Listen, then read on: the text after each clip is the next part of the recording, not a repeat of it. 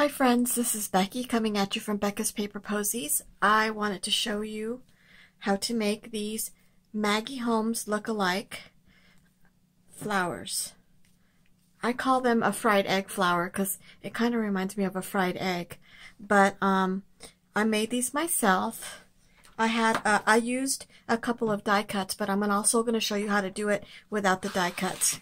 I used the Stampin' Up!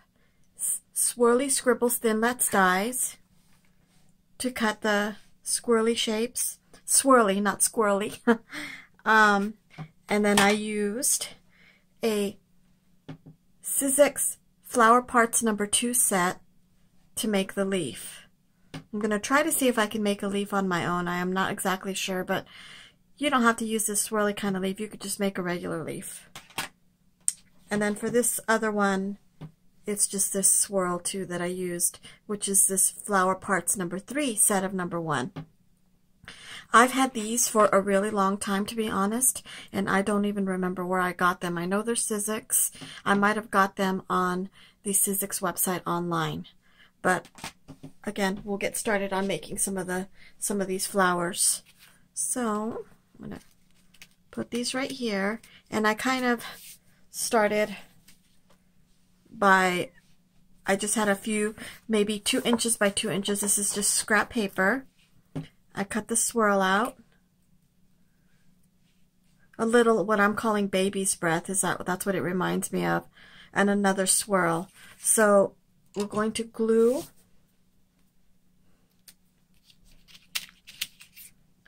First we're going to start by, I'm going to glue this down. Just a couple glue dots there. You can put some beads in the middle of it. You can put some sequins. For now, I'm just going to start, and then what I'm going to do is I'm going to paste this other bigger die cut down. Just put a little couple glue dots here and there, and put that one down, and then I'm going to cut my shape. So again, that's why I call it a fried egg, because it just kind of reminds me of a fried egg. I'm not using any rhyme or reason to my cutting. It's just whatever I think will look good. So there you go. Kind of rough cut, but there you go.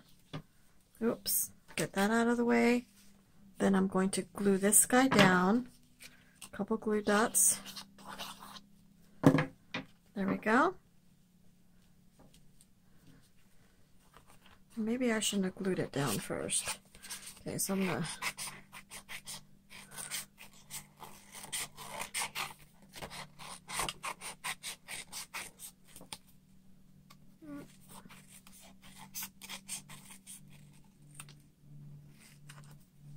okay. Then I'll glue my flower here, or my leaf. Just do the outside part, and my baby's breath. This is also part of that die that I was using. So there you go.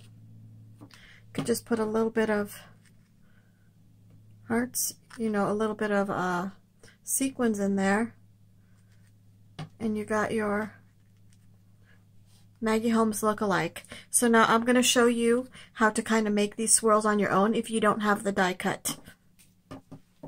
So I have basically 2 pieces of paper, one which will be the outside swirl and one which will be the inside swirl. So I'm just going to begin cutting around a swirl. You can, I'm going to cut around and around. And then following the same pattern, I'm going to make the swirl even smaller, because as you can see, there's space in between. So I'm making the swirl smaller. And this is a great way to use your scraps, girls.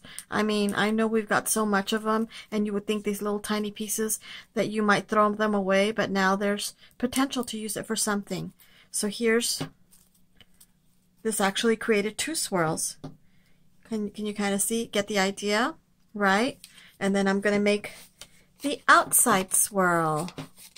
This is just a sheet of book paper. I bought these books at a thrift store, and I just like using them. It's a French book, so they make great scraps for my projects. Tags, die cuts, whatever. So I'm doing the same thing, but I'm doing this one on a larger scale. See, you don't need to really be very careful. Just, there we go. And then again, second whirl around. I'm going to call it a whirly. So I'm going to go slow because I don't want to cut my fingers and I don't want to cut the die. I don't want to mess it up. So here we go.